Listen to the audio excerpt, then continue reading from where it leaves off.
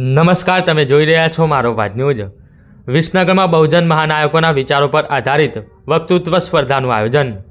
વિસનગર ખાતે આવેલી 22મી પરગણા રોહિત સમાજ સેવા સંકુલ ખાતે અનુસૂચિત જાતિના વિદ્યાર્થીઓને શિક્ષણ માટે પ્રોત્સાહન આપતી સંસ્થા નવસર્જન સેવા સંસ્થાન વિસનગર દ્વારા ગુરુવાર તારીખ 25 ડિસેમ્બર 2025ના રોજ બહુજન મહાનાયકોના વિચારોના પ્રચાર પ્રસાર માટે વક્તૃત્વ સ્પર્ધાનું સફળ આયોજન કરવામાં આવ્યું હતું। કાર્યક્રમનો મુખ્ય હેતુ વિદ્યાર્થીઓમાં શિક્ષણનું મહત્વ, સામાજિક સમાનતા, બંધારણીય મૂલ્યો તથા આત્મસન્માનની ભાવના વિકસાવવાનો રહ્યો હતો। વક્તૃત્વ સ્પર્ધા 2 વિભાગમાં યોજાઈ હતી, જેમાં પ્રથમ વિભાગમાં ધોરણ 11 અને 12ના કુલ 10 વિદ્યાર્થીઓએ ભાગ લીધો હતો, જ્યારે બીજા વિભાગમાં સ્નાતક, અનુસ્નાતક, PhD તેમજ નર્સિંગના કુલ 28 વિદ્યાર્થીઓએ ભાગ લીધો હતો। સ્પર્ધામાં વિદ્યાર્થીઓએ ડૉક્ટર બાબા સાહેબ આંબેડકર, સાવિત્રીબાઈ ફૂલે, કાંશીરામ સાહેબ, ભગવાન બુદ્ધથી ડૉક્ટર આંબેડકર સુધીની વૈચારિક ક્રાંતિ, સાયબર ક્રાઇમ, સોશિયલ મીડિયાનો પ્રભાવ, સમાનતા તથા ભારતીય સંવિધાન જેવા વિચાર પ્રેરક વિષયો પર અસરકારક વક્તૃત્વ રજૂ કર્યું હતું। સ્પર્ધાના નિર્ણાયક તરીકે કોલેજના professor doctor Vinubhai Chauhan, doctor Manojkumar Parmar, doctor Kiritkumar Mujpara, સાહિત્યકાર DK પરમાર તેમજ higher secondary ADI Govindbhai Rawat સાહેબે નિષ્પક્ષ મૂલ્યાંકન કર્યું હતું। સ્પર્ધાના પરિણામે પ્રથમ વિભાગમાં માહિર ભૂપેન્દ્રકુમાર સુતરિયાએ પ્રથમ સ્થાન મેળવ્યું હતું, જ્યારે બીજા વિભાગમાં મેઘા કમલેશકુમાર પરમાર પ્રથમ વિજેતા જાહેર થયા હતા। વિજેતા વિદ્યાર્થીઓને રોકડ ઇનામ, શિલ્ડ, ફાઇલ તથા પ્રમાણપત્ર આપવામાં આવ્યા હતા, તેમજ તમામ ભાગ લેનાર વિદ્યાર્થીઓને પણ પ્રોત્સાહન રૂપે ફાઇલ અને પ્રમાણપત્ર આપવામાં આવ્યા હતા। ઉલ્લેખનીય છે કે ગત વર્ષે યોજાયેલ કાર્યક્રમમાં 110થી વધુ વિદ્યાર્થીઓએ ભાગ લીધો હતો અને મળેલા ઉત્તમ પ્રતિસાદને કારણે આ વર્ષે પણ કાર્યક્રમનું આયોજન કરવામાં આવ્યું હતું। નવસર્જન સેવા સંસ્થાના સભ્યોએ કાર્યક્રમને સફળ બનાવવા માટે કરેલી નિષ્ઠાપૂર્વક મહેનત, સુવ્યવસ્થિત આયોજન અને ટીમ ભાવનાને ઉપસ્થિતિઓએ વખાણી હતી। તેમના અવિરત પરિશ્રમથી સમગ્ર કાર્યક્રમ શિસ્તબદ્ધ, પ્રેરણાદાયક અને અત્યંત સફળ રીતે સંપન્ન થયો હતો। સમાનતા અને પ્રજ્વલિત વિચાર શું છે? વિચાર જે માનવને દાસથી સ્વામી બનાવે, વિચાર જે અંધકારને પ્રકાશમાં ફેરવે। આ શું એવી વૈચારિક ક્રાંતિની વાત કરવા આવી છું જે ક્રાંતિએ મનુષ્યને મનુષ્ય બનાવ્યો। આ ક્રાંતિની શરૂઆત ઈસવીસન પૂર્વે 563માંથી જ્યારે પ્રકૃતિ રડી રહી હતી, કારણ કે સમાજની સ્થિતિ અત્યંત દુઃખદ બની ગઈ હતી। કોઈ પાસે માનવતા ન હતી, સમાજમાં અંધશ્રદ્ધાનો અંધકાર, અજ્ઞાનનો ઘાટો ધુમાડો અને વર્ણ વ્યવસ્થાની જોખમાઈ માનવતાનો શ્વાસ બંધ કરી રહી હતી। સમાજમાં રીત રિવાજોના નામે ધર્મના નામે અન્યાય અને ઉચ્ચ નીચની જાતિના નામે માનસિક ગુલામીનું દ્રશ્ય જોઈ પ્રકૃતિ પણ કંપી ઉઠી અને એક ક્ષણે પ્રકૃતિએ જાણે દુનિયાને પ્રશ્ન પૂછ્યો, ક્યાં છે કોઈ જે મનુષ્યને ફરી મનુષ્ય બનાવી શકે? ક્યાં છે કોઈ જે માનવતાની જ્યોત ફરી પ્રગટાવી શકે? પવન થંભી ગયો, આકાશ નિષ્પ્રાણ થઈ અને ધરતી પણ શાંત થઈ, જાણે કે કોઈ મહાન આગમનનો સંકેત આપી રહ્યું હોય। અને એ જ પવિત્ર ક્ષણે લુંબિનીના ઉપવનમાં ધબક્યું એક, જે નહોતું ધબક્યું રાજા બનવા કે નહોતું ધબક્યું ભોગ વિલાસ ભોગવવા, એ ધબક્યું હતું મનુષ્યને મનુષ્યતા બચાવવા। જેમને આપણે બુદ્ધ તરીકે જાણીએ છીએ, પોતે હતા એક રાજકુમાર, પરંતુ જ્યારે મહેલની બહાર નજર નાખી ત્યારે તેમને જોયા વૃદ્ધ માણસ, બીમાર માણસ, મૃત માણસ અને સંન્યાસ, અને પછી તોડીએ રિવાજોની સાંકળો રાજકુમાર રાજા ન બન્યો એક વિચારનો ભિક્ષુ। વિચાર એ હતો કે જો જીવનનું અંતિમ પરિણામ દુઃખદ છે તો મનુષ્ય આખી જિંદગી સંઘર્ષ માટે કરે છે। સિદ્ધાર્થે નક્કી કર્યું, હું શોધીશ તેનું કારણ અને નીકળી પડ્યા રાજપાટ છોડી। 6 વર્ષો સુધી તપ, પ્રશ્નો, નિષ્ફળતા પણ અટક્યા નહીં અને બોધિ વૃક્ષ નીચે ગહન ધ્યાનમાં બેઠા। અને પછી પ્રકૃતિ ફરી જાણે વિસ્મિત ખીલી ઉઠી। સિદ્ધાર્થ બન્યા બુદ્ધ, કહ્યું અપદીપો ભવ, પોતાનો પ્રકાશ જાતે બને, ફેલાવ્યા વિચારો જેમાં હતી સમાનતા, કરુણા અને અહિંસા। બુદ્ધે કહ્યું દુઃખનું કારણ ઈશ્વર, ભાગ્ય કે પાપ નથી, દુઃખનું કારણ તો છે લોભ, મોહ, ક્રોધ અને અજ્ઞાન। બુદ્ધ કહે છે કરુણાને કરુણાથી નહીં પ્રેમથી જીતો। પ્રશ્ન કરવો એ પાપ નથી, અજ્ઞાન એ ત્યાંથી શરૂ થાય છે જ્યાંથી માનવતા એ ત્યાંથી શરૂ થાય છે જ્યાંથી પોતાનો સ્વાર્થ સમાપ્ત થાય. કારણ કે દરેક વ્યક્તિ એ એમ જ વિચારે છે કે હું આને મદદ કરીશ તો કાલે એ પણ મને મદદ કરશે. અને જો આવા વિચારો એ વિચારધારામાં પરિવર્તે ત્યાંથી જ માનવતા સમાપ્ત થઈ હિંસાની શરૂઆત થાય છે. અને આ જ હિંસા માનવને જાનવર બનાવે છે. વર્ષો વીત્યા પરંતુ સમાજમાં હજુ અહિંસા અને શાંતિ ન હતી. કહેવાય છે કે જ્યારે મનુષ્યએ મનુષ્યતાનો અહેસાસ કરે ને ત્યારે કઠોરમાંથી કઠોર હૃદય પીગળે. આવું જ એક હૃદય પીગળ્યું કલિંગની યુદ્ધ ભૂમિમાં. આવ્યો ફરી એક વિચાર, શું હું સિંહાસન જીતવા માનવતાની હારીશ તો એ જીત છે? થયું એક પરિવર્તન. સમ્રાટ અશોક જેમણે વિચાર્યું હું તલવારથી નહીં ધર્મથી જીતીશ, લોહી નહીં પ્રેમ વહાવીશ. સમ્રાટ અશોકે બુદ્ધ ધર્મનો પ્રસાર કર્યો, સમાજમાં સમાનતા ફેલાવી અને કોતરાવ્યા માનવતાના શિલાલેખ. એ હતી અશોકની તારાજી. પરંતુ બધું સમાજ ખોટા ધર્મના નામે વિભાજિત થઈ રહ્યો હતો.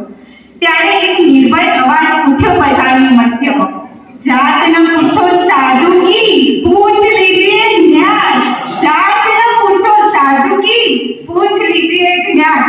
જે માણસને સમજાવે છે કે માણસનું મૂલ્ય તેની જાતિ, કુળ કે વર્ણથી નક્કી નથી થતું, તે નક્કી થાય છે તેના અંદરના જ્ઞાન અને વિચારોથી. કબીરે એક સરસ ઉપદેશ આપ્યો છે, ન મંદિર મારું માન છે, ન મસ્જિદ મારી ઓળખ, માનવતા મારી ઇબાદત છે અને પ્રેમ મારો ભગવાન.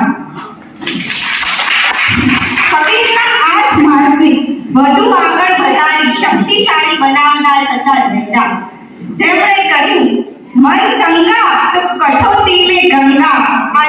આ પંક્તિ છે ને એ કેવળ પંક્તિ નથી, એ દબાયેલા લોકોના મનની ક્રાંતિની ગાથ છે. આ પંક્તિ સમજાવે છે કે જો મન શુદ્ધ હોય ને તો કટોરીનું પાણી એ ગંગાના પાણી સમાન બને. કારણ કે ગંગા એ શરીર ધોવે છે, અશુદ્ધ વિચારોવાળું મન નહીં. હવે શરૂઆત થઈ આ વિચારોને આપણા જીવનમાં ઉતારવાની. અને તે કેવળ શિક્ષણથી શક્ય બને તેમ હતું. હવે હું એમની વાત કરવા જઈ રહી છું જેમના કારણે હું અહીં ઊભી રહી વક્તવ્ય આપી શકું છું. એ હતા સાવિત્રીબાઈ ફુલે. જમાનો બદલાયો ન હતો ત્યારે શિક્ષણની દિશામાં પહેલો કદમ ઉઠાવ્યો ત્યારે પગ પર ધરતી માટી ફેંકાઈ. પરંતુ એ જ માટીને ફૂલોમાં ફેરવી કદમોને ન રોક્યા અને બન્યા ભારતના પહેલા મહિલા શિક્ષિકા, જેમણે દરેક સ્ત્રીને શિક્ષણનું મહત્વ સમજાવ્યું. આ ક્રાંતિની અંદર જ્યોતિબા ફુલેનું મહત્વનું યોગદાન રહેલ છે. વર્ષો વીતી ગયા, શિક્ષણની શરૂઆત થઈ, પરંતુ સમાજ તો ક્યાં સુધરે? સમાજ તો એવો ને એવો જ રહેવાનો. સમાજમાં હજુ પણ એ જાતપાત, અંધશ્રદ્ધા બધું ચાલતું જ હતું. ત્યારે એક નિર્ભય યોદ્ધા નિર્ભય વિચારે છે, humanity is my religion, equality is my God. જે વિચાર હતો પેરિયારે પરંપરાનો અંતકાર નથી સ્વીકાર્યો, એટલે જ તેમણે માનવતાને ધર્મ માન્યો છે. હવે શરૂઆત હતી કે આ વિચારો દરેક માનવ, દરેક સમાજ, દુનિયામાં પહોંચે. ત્યારે આ વિચારોને કાયદા બનાવવા મહુની છાવણીમાં જન્મેલ બાળ, જેણે પોતાનું સંપૂર્ણ જીવન એમ સાબિત કર્યું કે માણસ એક જન્મથી ઊંચો કે નીચો નથી, તે નીચો બને છે તો સમાજની ખોટી વિચારધારાઓ પરથી. એ હતા ડોક્ટર બી.આર. આંબેડકર. 9 વર્ષની નાનકડી ઉંમરે અસ્પૃશ્યતા જોઈ નાનકડો ભીમ પોતાની માતાને પ્રશ્ન કરે છે, जब प्याज एक है तो पानी को क्यों बांटा, जब जमीन एक है तो रास्तों को क्यों बांटा, जब ज्ञान एक है तो शिक्षा को क्यों बांटा. હવે આ જ વિચારો ફરી વળ્યા સંઘર્ષમાં અને ભીમ બન્યો કલમનો બાદશાહ. ડોક્ટર આંબેડકરે 3 શબ્દોને પ્રાધાન્ય આપ્યું છે, એજ્યુકેટેડ, ઓર્ગેનાઇઝ એન્ડ એટિકેટ. તે 3 શબ્દો સમજાવે છે શિક્ષણ વિના સમજ નથી, આંદોલન વિના ન્યાય નથી. ડોક્ટર આંબેડકર કહેતા સ્વતંત્રતા વિનાની સમાનતા વિના ચૂપ રહેવું એ સૌથી મોટો ગુનો છે. ડોક્ટર આંબેડકર એ ક્યારે અભિમાન નથી રાખ્યું, એ સૌની મદદ કરતા, ભલે પછી એ દુશ્મન જ કેમ ના હોય. જે દર્શાવે છે એક મહાન વ્યક્તિ આવ્યો. આ વિચારો આપણી વચ્ચે આજે જીવંત છે સંવિધાનના સ્વરૂપમાં. આજે આપણે આપણું જીવન આટલું સરળ અને સન્માનથી જીવી શકીએ છીએ કારણ કે આ જીવન પાછળ છે એક સંઘર્ષ. અંતે મારી વાણીને વિરામ આપતા એટલું જ કહેવા માંગુ છું, બુદ્ધે આપ્યો દીવો, અશોકે બતાવ્યો માર્ગ, કબીર રૈદાસે મનને સાફ કર્યા, ભૂલે આપ્યું શિક્ષણ. સ્વતંત્રતા આજે આપણે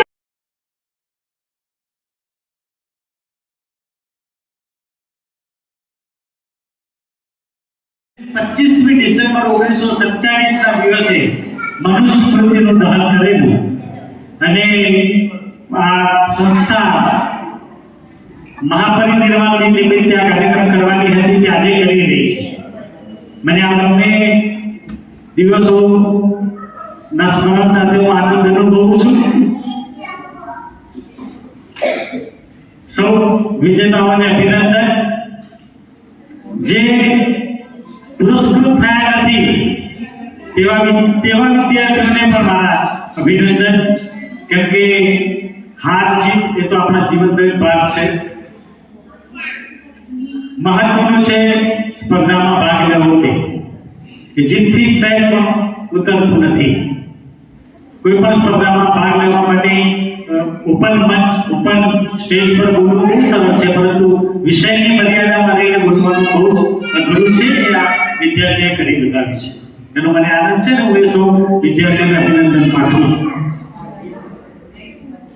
આપણે જાણીએ છીએ વિશ્વની બાબતની વાત કરીએ તો થોમસ આલ્વા એડિસન જેણે ઇલેક્ટ્રિક બલ્બની શોધ કરેલી, એણે 1000 પ્રયોગો કર્યા પછી એ સફળ થયો અને છતાં પણ એને પોતે એવું સ્વીકાર્યું નહીં કે હું નિષ્ફળ થયો છું. એણે એ વાતને હકારાત્મક રીતે લઈને વાત કરી કે હું એવું ક્યારેય નહીં કહું કે હું નિષ્ફળ થયો છું, પરંતુ સફળતા સુધી પહોંચવાના 1000 માર્ગ છે. એવું જ આપણે મહાન વૈજ્ઞાનિક આલ્બર્ટ આઇન્સ્ટાઈન વિશે પણ કહી શકીએ છીએ. એણે પોતાની સફળતાના સંદર્ભમાં કહ્યું કે તમામ પ્રશ્નોના જવાબ મારી પાસે રેડીમેડ છે, તેથી હું સફળ થયો છું એમ નથી, પરંતુ મારા જીવનમાં આવેલી દરેક પરિસ્થિતિ અને દરેક પ્રશ્નો પાસે મેં ખૂબ સમય પસાર કર્યો, ખૂબ વિચાર્યું અને પછી આમાંથી માર્ગ કાઢ્યો છે. તો હું હવે જે થોડા ઘણા વિદ્યાર્થીઓ ઉપસ્થિત છે અમને પણ કહું છું કે આપણા જીવનમાં કોઈ પણ કઠિન સમસ્યા આવે, કોઈ પણ પરિસ્થિતિ આવે તો એનો શાંત ચિત્તે વિચારો, વડીલોની સલાહ લો અને પછી એ સમસ્યાનો સામનો કરો. અને મનુષ્ય પોતે જ જવાબદાર હોય છે. તથાગત બુદ્ધે પણ કહ્યું છે કે લોખંડને ખતમ કરવા માટે બહારના કોઈ પદાર્થની જરૂર પડતી નથી, એની અંદરથી જ ઉત્પન્ન થતો કાટ લોખંડનો નાશ કરે છે. તેથી હાર કે જીત એ આપણી મનુષ્યની અંદર જ રહેલી છે. સફળતા માટેની એવી કોઈ એપ્લિકેશન નથી કે આપણે એને મોબાઈલમાં ડાઉનલોડ કરીએ અને આપણે સફળતા પ્રાપ્ત કરી શકીએ. આ ઉપક્રમ વક્તૃત્વ સ્પર્ધાનો હતો. સમાજના વિદ્યાર્થીઓની ભીતર રહેલી શક્તિઓને બહાર લાવવાનો નવસર્જન સંસ્થા ખૂબ સરસ અને ઉમદા પ્રયાસ કરી રહી છે. એનો આનંદ છે. એટલે બીજી કશી વાત નહીં.